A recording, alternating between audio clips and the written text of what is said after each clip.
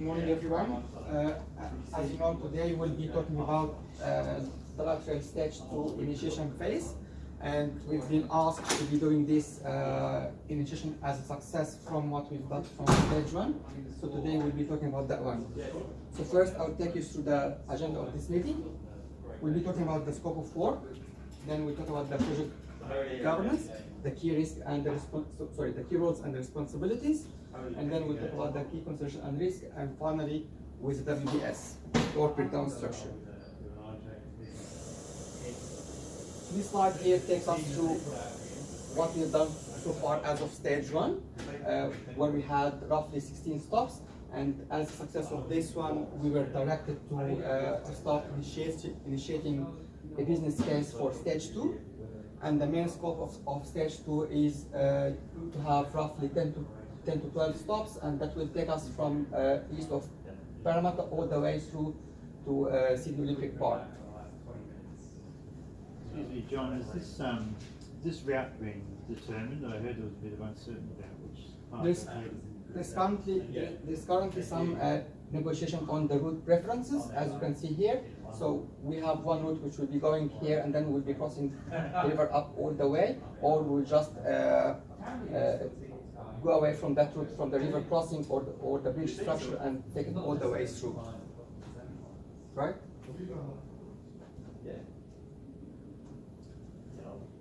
Our main key project governance that we need to be considering is the transport approval gates, which we have so far as gate 3, 4, and 5. And we need to make sure that these 3 gates are captured and work through properly. The other governance areas will be the approval processes or the flow for each approval. I will be asking to have a nominal government duration approval. So for each gate, we have to have a nominal approval period. We have to consider any third parties that will be involved in this process, and also we'll have to consider all the asset owners, because they will need to get their approvals as well. One last thing that we need in the governance, that will be we need to have a P6 schedule template, which will capture all of these, and how we'll be going through one step to another. So 2 questions. The gates are basically the investment gates or the assurance gates?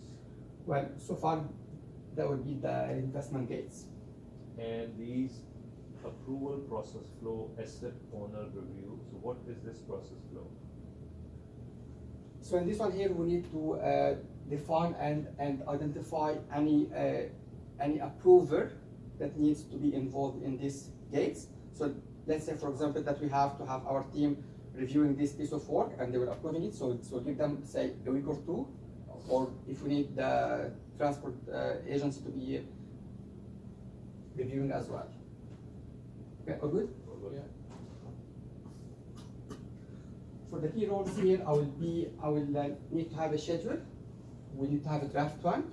That would be from Lindsay. I will have to have a cost. I will ask Ken to be putting a budget for this one.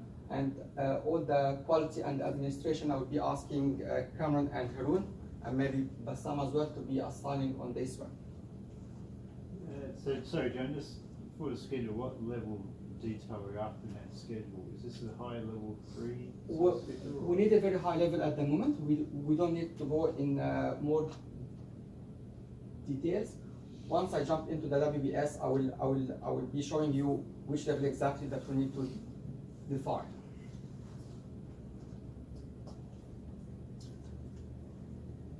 Our key considerations and the risks that we have to consider as well is all the community consultation, because this will be deriving the way that we'll be managing that project.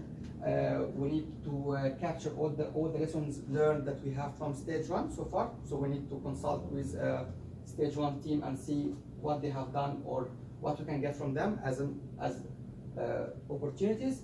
The last thing is the weather risk, which we have not properly captured in stage 1. So we need to work more on how to define that weather risk in in the delivery phase of stage 2. Sorry, Joe, whose role is it to look at the risks? So the risk one here, I will actually be asking Lindsay and yourself to be running the QRA with stage 1 team and get the information from them.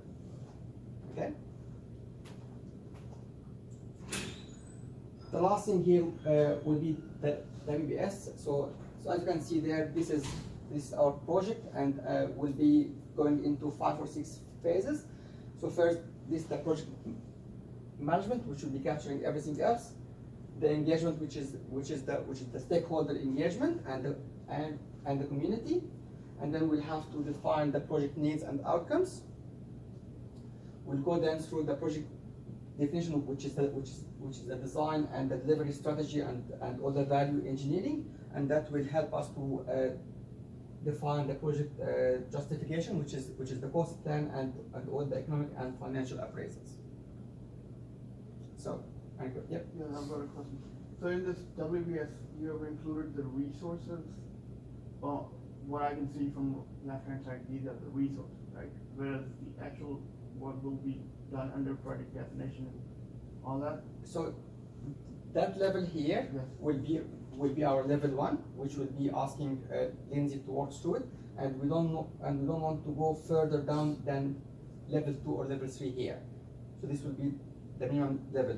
In terms of the resources, this particular WBS does not necessarily need a single resource. So for this one, for example, I will be asking Ken, as he's the post guy, for the definition and needs for the schedule of this one. That will be done through Lindsay, and the stakeholder will get it from the stakeholder team, from the community team.